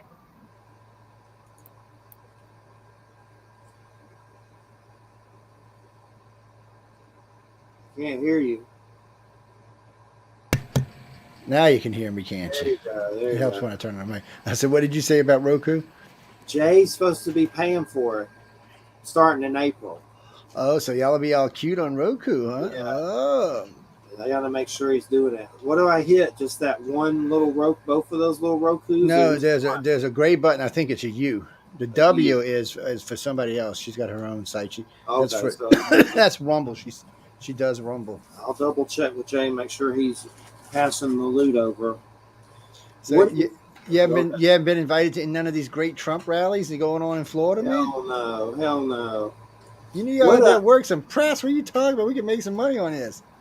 They're crazy, but I see the crap up before it's news about it. It's insane. Like they still love him. I don't understand it. Of course they're going to. You can't. It's insane. It's like Gaddafi, Orange Gaddafi.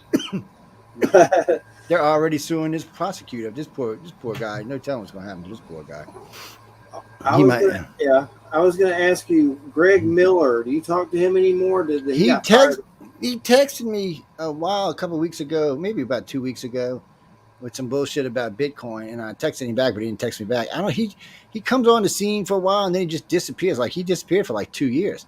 I was having some website trouble and he offered to look at it for free, and I gave him access, but I haven't heard him. Like, are you going to look at it? I gave you the access. I'm like, wait, he's pretty good at websites. I don't know him, so hopefully. I think he works for the Fed, man. He's undercover Fed. I was a little scared to do it. I was like, is this guy going to delete this? Like, no one else is helping me. So, who you got your website with?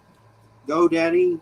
But we did some updates. We did some updates with PHP and WordPress, and it just ransacked the site. Because you got to use GoDaddy's bullshit and nobody else's. And what a right now I'm moving the The old site that Stephanie built, the green site, the UPRN site, is being moved back to Homestead. It's a whole new layout, a whole new site. So, well, this don't get any better. What's the main site that you are going to use for the website URL for y'all? The new it's site? going to be the same one, UPRN Talk Radio. It's being transferred as we speak. It takes 3 to 7 days for them to transfer, and then it'll be on the new site. The new site's up. It's just we still got to get long banners for you, and I want to get better descriptions for everybody. And then I need a pretty picture of you and stuff like that. And because it's going to be a secondary page, when you hover over your banner, it'll take you to a secondary page. Well, most everybody will. Not everybody will, but most everybody will. Let me ask you this. I thought about this. I don't even know if it's possible, but if for some reason my site croaks, is there a way to let Church of Mabus Radio go to the y'all's new site? My link, my URL, they click it and it would go to your site. Yeah, you just so that's what I was going to ask you if you want it done anyway. So, like when we linked at a second page, when you click to go to the next page, it can see like if you click mine, UFO Undercover, or iCar goes, or which one we call News Flip, it goes right to the website pages. That's where it goes. It doesn't go to any other because son of a bitch and just do that and save money. Because a lot of people don't have. I'm tired of this site shit. Sites, yeah. Well, I mean, what does GoDaddy these days? $16, $18 a month or something? $20 a month? Well, it depends. It's like usually for let's say about 6 months, usually about maybe $200 for everything, all the crap. Damn. All the different. Hey, fucking you! I pay. There's a bunch of different charges, like all the time. I pay $16 for one of the sites and $19 for the other site. For the UPRN radio site, that's what I pay for, $19. And but we do all the work on it ourselves. And it was a pretty site. Stephanie built it. It's still a pretty site, but it's getting ready to disappear. Within 4 or 5 days, it will be gone. It will be no more. I'm going to take a screenshot of the homepage for, just because. And then after that, it will no longer exist. So if I did that, it wouldn't affect anything on your end. Just take them there, right? That's it. No, that's it. Just take people that went to my site to the network site. Yeah. So because what we do is we just set a domain name. We get a domain name from whoever it is, and then we just embed it into the thing, and it just takes it to wherever that domain is. Do that if it's so when they click on it's, I don't know, it's weird. And I don't know, because sometimes we host other sites in the Homestead account, because Homestead for $30 a month give me unlimited sites. Whereas with GoDaddy, each site costs you money, and I have multiple sites running around, so it got old real fast. I was like, that's bullshit. Yeah. But, well, because I got 16, 18 sites right now, so on HomeDad I'd be paying $300 a month. Yeah, I get some traffic, but it's nothing probably to brag about, really. We don't either anymore. We don't see, so that's going to be a new thing. Next meeting is going to be one of those things we'll be focusing on, the new website, getting it out there. Because the Roku things, links are going to be there, and other links are going to be there, and archive links are going to be there, and website links will be there. So it'll make it easier. I found a long time ago, if I can put, like UFO Undercover, if I've got the website linked to the homepage on the website, when somebody clicks on UFO Undercover, it takes them to the site. So anything I want to update or put, I just put on the site right there, and it's there for anybody who wants to see it. And it's just an easier way to, and then, but not all the hosts have their own website. Some of them want to use Facebook pages, and I'm kind of anti-Facebook pages. It's, you can use them, but Facebook page you can't really do anything with unless you do a business page. It's just strolling whatever page going by. There's never any information just sitting there for you to read. Yeah, it's whatever you post now is gone an hour from now or 2 hours from now. Rob and Trish MacGregor were just on. They're pretty good, but they're about to interview old Strieber on Monday on their show. Are they? Old Strieber, yeah. I didn't even know he was doing interviews anymore. Yeah, he put out a new book called Them that's everybody's jerking off to. That it's letters from people about aliens or some crap. But they said they would get me on. They want me on their show. I would do it. I guess that's a good one to do. I don't do show appearances that much. I don't really like it.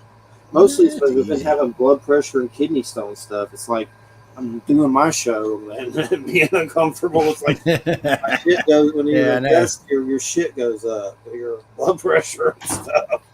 They got me on pretty good blood pressure medicines these days. They got me on two different ones. They got me on one's, well, it's not even true. One's a blood pressure medicine, and one's it's to keep because I got that stent. It's to keep my pulse rate down below 80 beats. It usually keeps it somewhere around 60, 65 beats a minute. And so, I got to really get stupid to have a heart attack, but it doesn't rule one out. It just makes it harder. That's all. You get your kidney stone stuff out of the way? No, I haven't. They don't. They're like the doctor said until it moved to somewhere, they're not going to because it's inside the kidney still. One's 10, almost 11 millimeters, and the other one's was 3. I think it's 5 now. And they're like, well, until it starts hurting you or it moves out of that pocket, we're going to leave it alone. That's how Sooner mine or later, is. they gotta That's fuck how with mine is on some level. They do have some stuff called Stonebreaker on Amazon. Everybody's on there writing amazing reviews about in a blue bottle that's supposed to break that stuff up. Called Stonebreaker. It's in a blue bottle, but I tried it and I'm still having some nonstop weird burning in my tip of my doodad every time I pee. So that's I hope it's a kidney stone. And leave that shit alone. Yeah. Yeah. Well, that I haven't done in a while, but I'm just hoping it's nothing else serious, like something like kidneys. I did kratom for many years, and I quit doing it finally. That could have did damage to stuff. It may not have. It's hard to say with that kind of stuff. It's Yeah. It really is, and because when they switched me from carbazite to carbazine for my trigeminal nerve, that shit, if you wake in the morning, you piss, it burns, but after that, it doesn't. But it does. I asked my doctor about it. He said, no, it's probably the drug. He said, or it's one of them stones shifting around. Because every now and then I think my back gets to hurt on the right side. I think it's my back hurt. It's probably that fucking stone moving around. That's what I think mine is. I get paranoid about other stuff. You always got to check it out. That's why you don't fuck around with it, man. I've been checked out all. My doctor does blood work as a matter of fact, she called me the other day, want me to come in.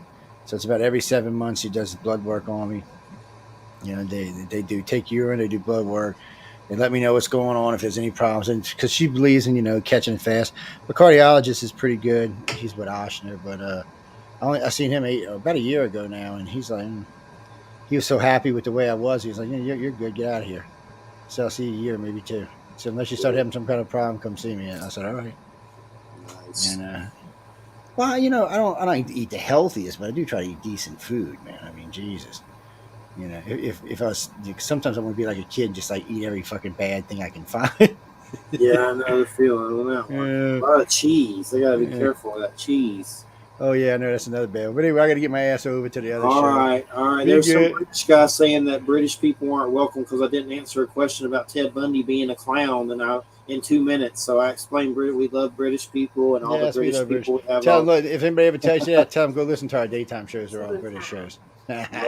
Most definitely. I think British people. Yeah, I think we have 5 British shows on the network now. So nice. Yeah, so tell them go listen. That's all day. Eventually, everybody will get to meet everybody. Next meeting probably be sometime in mid April before I leave to go. Nick Redfern like 10 times maybe. But everybody take care. Thanks everybody. I forgot we're still on live. Be good, baby. Be good. Take care. All right. Bye-bye.